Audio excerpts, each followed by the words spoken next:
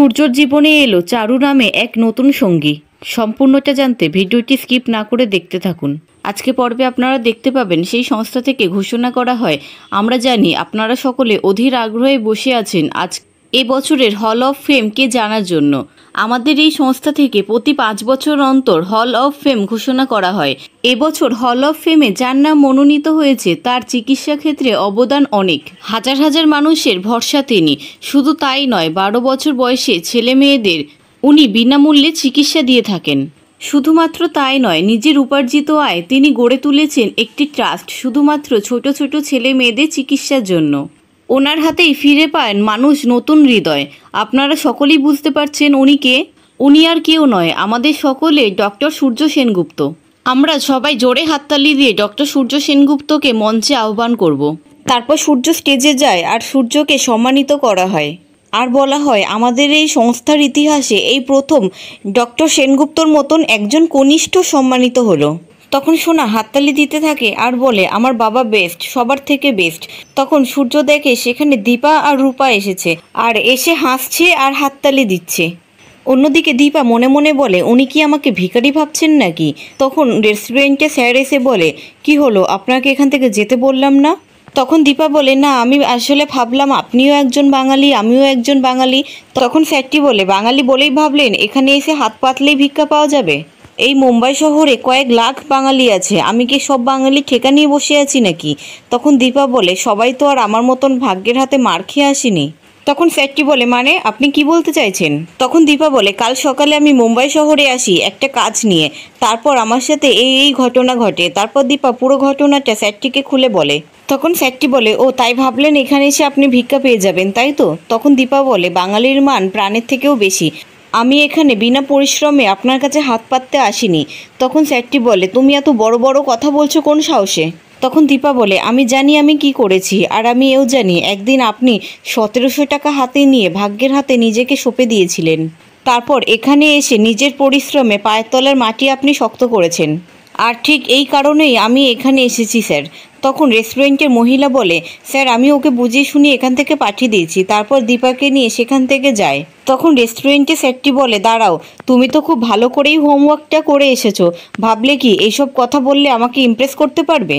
তখন দীপা বলে, আপনি আমাকে ভুল বুঝছেন স্যার, আমি আগে থেকে কিছুই করে আসিনি। আমি এখানে খেতে খেতে ওইখানে রাখা অ্যাওয়ার্ডগুলো আর কাগজের কাটিংগুলো দেখেছি, যেটা আপনারই পরিশ্রমের ফল।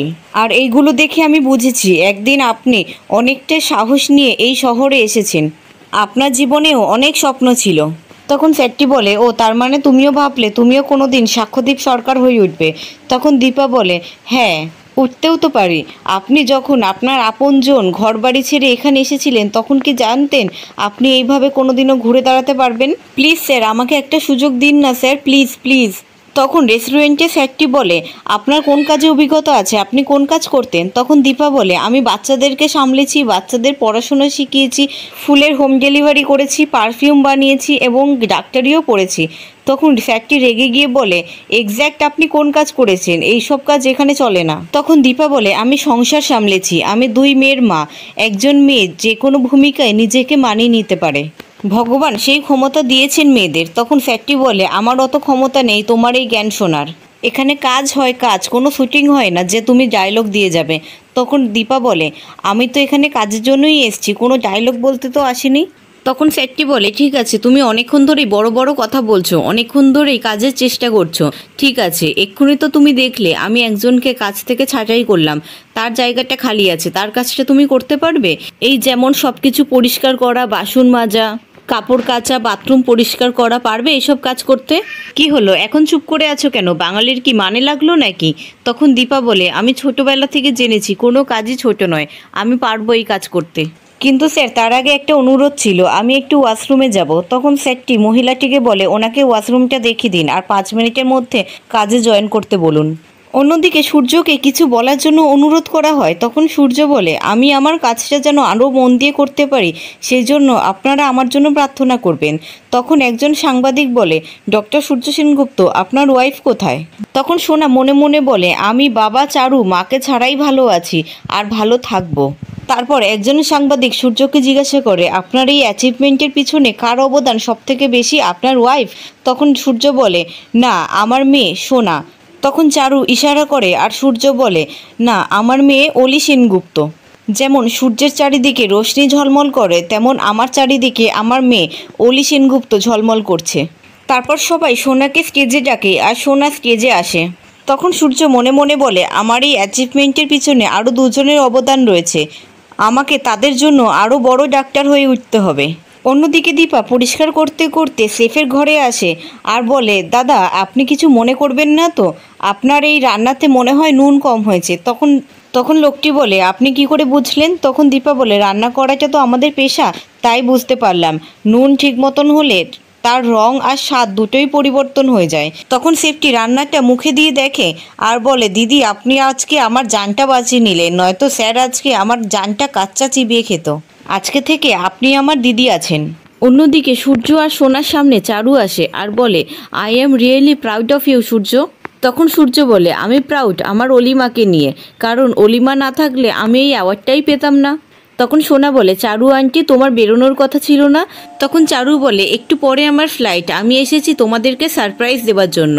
আমি যাব আর মিটিং সেরে তাড়াতাড়ি ফিরে আসব। অন্যদিকে দীপার মা দীপাকে ফোন করে, কিন্তু দীপার ফোন বন্ধ আসে। তখন দীপার মা বলে, ও ঠিক আছে তো, ফোনটা বন্ধ আসছে কেন? মনে হয় চার্জ শেষ হয়ে গেছে। না না, আমি চিন্তা করব না, আমি জানি আমার মেয়ের পাশে ভগবান আছে। তখনই সেখানে উর্মি আসে আর উর্মির মা বলে, তুই এখানে? তখন উর্মি বলে, তুমি কেমন আছো মা? তখন রত্নাদেবী বলে, হ্যাঁ, আমি ভালো আছি। তখন উর্মি বলে, আর আমাকে জিজ্ঞাসা করবে না মা আমি কেমন আছি? তখন উর্মির মা বলে, হ্যাঁ, এই তো জিজ্ঞাসা করব, তোরা কেমন আছিস? তখন উর্মি বলে, হ্যাঁ, ভালো আছি। তোমরা তো আর যোগাযোগ রাখো না আমাদের সাথে। তখন রত্নাদেবী বলে, এইসব কথা এখন বাদ দে, তোর এতদিন পর বুড়ো মা বাবার কথা মনে পড়লো? তখন উর্মি বলে, এই একই কথা তো আমিও জিজ্ঞাসা করতে পারি মা, তোমার আমাদের কথা মনে পড়ে না? দিদি চলে যাওয়ার পর থেকে আমার বাবা মা তো আমাকে ভুলেই গেছে। দিদির মনে যত দুঃখ কষ্ট ছিল সব নিয়ে চলে গেছে, আর তারপর থেকে তোমরাও আমাদের সাথে আর যোগাযোগ রাখো না, আমাদেরকে ভুলে গেছো। আচ্ছা মা, তোমাদের কি আমাকে আর দেখতে ইচ্ছা করে না মা? এই বলে উর্মি কাঁদতে থাকে। তখন রত্নাদেবী বলে, হ্যাঁ মা, আমার তো তোকে দেখতে ইচ্ছা করে, কিন্তু কি করব বল মা?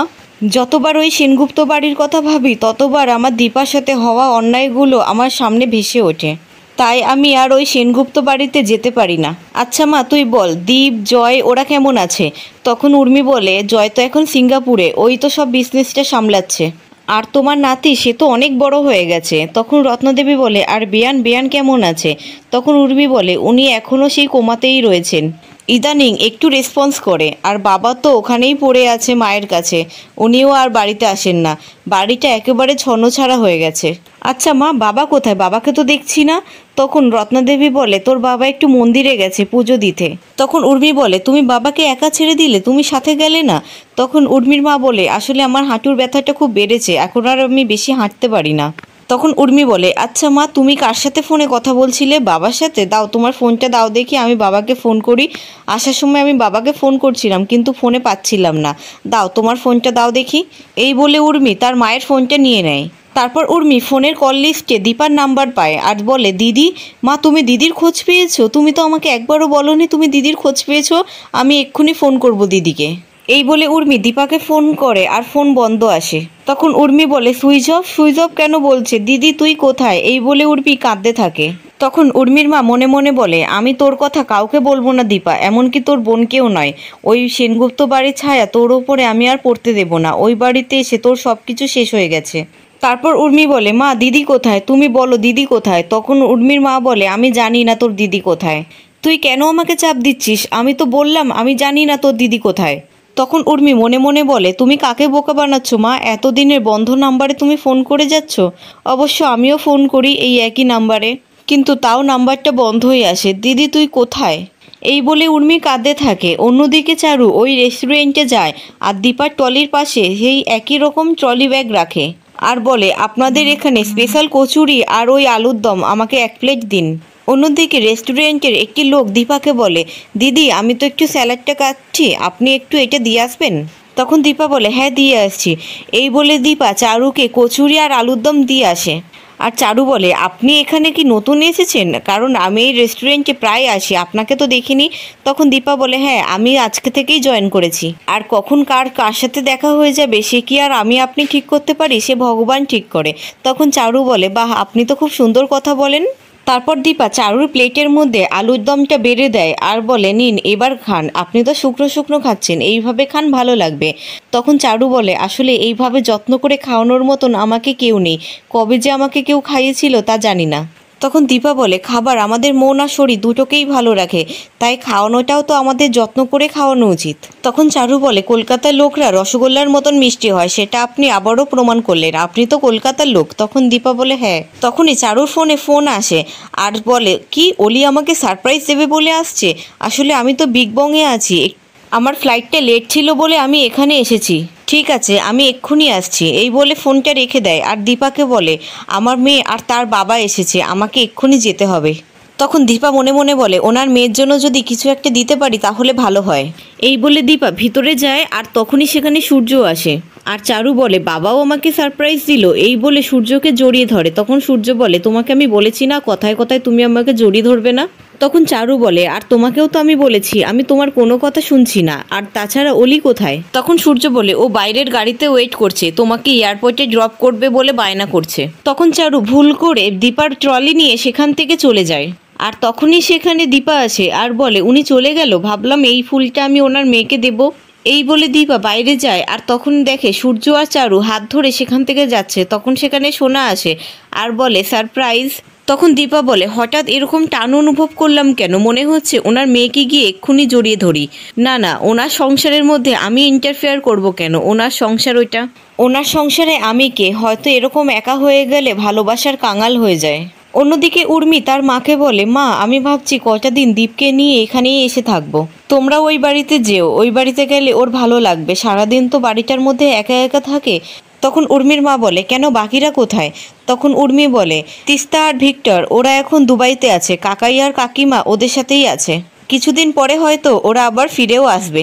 ঠিক আছে মাম, দীপের তো মর্নিং স্কুল, ওর স্কুল থেকে আনার সময় হয়ে গেছে, আমি ওকে নিয়ে তারপর আসছি। তখন উর্মি মনে মনে বলে, কি হলো, আমি দীপকে নিয়ে এখানে এসে থাকবো বললাম, তবুও মায়ের মনে কোনো উচ্ছ্বাস আনন্দ কিচ্ছু নেই। কি হলো মায়ের, সেটা আমাকে জানতেই হবে। অন্যদিকে চারুর ফোন আসে আর বলে, ফ্লাইটের গোলমালের জন্য মিটিং ক্যান্সেল। তখন সোনা বলে, আমরা সারপ্রাইজ দিতে এসে নিজেরাই সারপ্রাইজড হয়ে গেলাম, চলো এবার গিয়ে মজা হবে। অন্যদিকে দীপা বাসন মাজতে থাকে আর তখন সেখানকার একজন কর্মচারী এসে বলে, এখানে তো ডিশওয়াশার আছে, আপনি খামোখা এরকম খাটাখাটনি করতে যাচ্ছেন কেন? তখন দীপা বলে, ভালো লাগে, আমার বাড়িতেও তো ডিশওয়াশার ছিল, তাও আমি এইভাবেই বাসন মাজতাম। তখন লোকটি বলে, আপনার বাড়িতে ডিশওয়াশার ছিল মানে? তখন দীপা সূর্যর কথা ভাবতে থাকে আর বলে, ওই আর কি। তখন লোকটি বলে, জানেন তো আমি অনেক বড় অ্যাক্টর হতে চেয়েছিলাম, কলকাতায় অনেক নামডাকও হয়েছিল। তখন দীপা বলে, তাহলে এখানে? তখন লোকটি বলে, ভাগ্যের ফেরে। ও তাছাড়া আমার নামটাই তো তোমাকে বলা হয়নি, আমার নাম বিক্রম। তখন দীপা বলে, আর আপনার অ্যাক্টর হওয়ার স্বপ্নটা? তখন লোকটি বলে, সেই স্বপ্নটাকে নিয়েই তো বেঁচে আছি, এখানে কাজ পাই, ওই হিরো হিরোইনদের পিছনে ভিড় করে লোকে জমা হয়ে থাকে, হাততালি দেয়, সেই সব কাজ পাই। ওখানে তো আর নিয়মিত টাকা পাওয়া যায় না, তাই এই কাজ করি, চাকরি বাকরি আর কোথায় পাবো?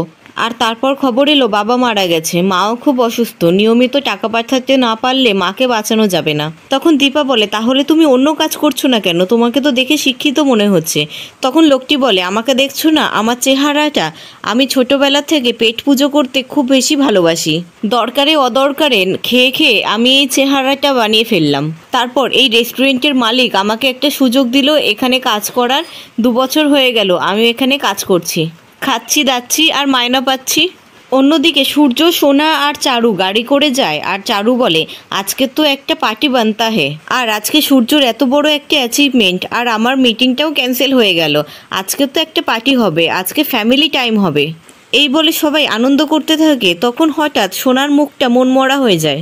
তখন চারু বলে, অলি তোমার কি হলো, তোমার মুডটা অফ হয়ে গেল? তখন সোনা বলে, আমার তো আজকে টিউশন আছে আর ইম্পর্টেন্ট ক্লাসও আছে, আমাকে যেতেই হবে। তখন চারু বলে, ঠিক আছে তুমি ফিরে এসো, তারপর পার্টি হবে। তখন সূর্য বলে কি হচ্ছে আমাকেও একটু বলবে? তখন চারু বলে ঠিক আছে তোমাকে পরে বলবো।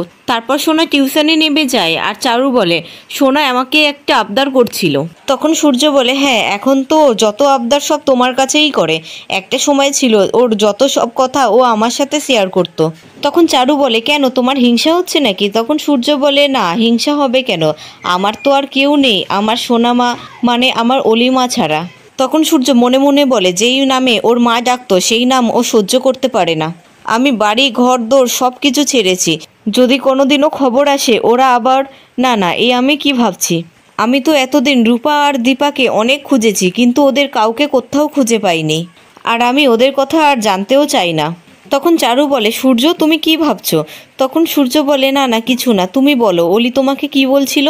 তখন চারু বলে অলি আস্তে আস্তে বড় হচ্ছে, ও আস্তে আস্তে একজন লেডি হয়ে উঠবে, আর ও এখন যেসব কথা আমার সাথে শেয়ার করতে পারে সে সব কথা ও তোমার সাথে এখন শেয়ার করতে পারে না। তখন সূর্য বলে হ্যাঁ আমার সোনা মাটা আস্তে আস্তে বড় হয়ে গেল, তা ও এমন কি কথা বলছিল যেটা আমাকে বলা যাবে না? তখন চারু বলে সোনা বলছিল আমরা কবে বিয়ে করছি। সেই শুনে সূর্য গাড়ি থামিয়ে দেয় আর বলে দীপা।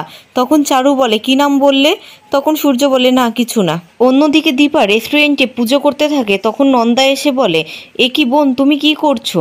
স্যার দেখলে কিন্তু কেলেঙ্কারি হয়ে যাবে। তখন দীপা বলে কিচ্ছু হবে না, ঠাকুরের জায়গাটা অপরিষ্কার ছিল তাই পরিষ্কার করে পুজো দিচ্ছি। তখন সেখানে বিক্রম আসে আর বলে নন্দাদি ও কি করছে, তুমি ওকে বারণ করবে না? তখন সেখানে রেস্টুরেন্টে স্যার আসে আর বলে বাইরে ফুল দিয়ে কে সাজিয়েছে আপনি? তখন দীপা মনে মনে বলে ভগবান তাহলে কি আমি এই আশ্রয়টাও হারালাম? তখন স্যারটি বলে কি হলো, একটু আগে তো অনেক বড় বড় কথা বলছিলে, এখন মুখে কথা নেই কেন? তখন দীপা বলে হ্যাঁ আমি করেছি। তখন স্যারটি বলে এত ফুল আপনি পেলেন কোথায়? তখন দীপা বলে ফুল ঠাকুরের জন্য আনানো ছিল আর বাকি ফুল আমি কাগজ দিয়ে বানিয়েছি, আমি এক্ষুনি সব সরিয়ে দিচ্ছি। এই বলে দীপা সরাতে যাবে তখনই একটা গ্লাস পড়ে ভেঙে যায়। অন্যদিকে চারু বলে সরি সূর্য, ভুল করে আমি বিয়ের কথাটা বলে ফেলেছি। তখন সূর্য বলে অলি যতই বড় হোক না কেন আমার কাছে ও ছোটই থাকবে, আর তাছাড়া তুমি আমার পাস্টের ব্যাপারে তো সবই জানো। তখন চারু বলে পাস্ট কি ভুলে যাওয়া যায় না? তখন সূর্য বলে আমি আমার পাস্ট ভুলিনি, আমি জানি ও কোথাও না কোথাও ঠিক আছে, আমার স্ত্রী এখনো বেঁচে আছে।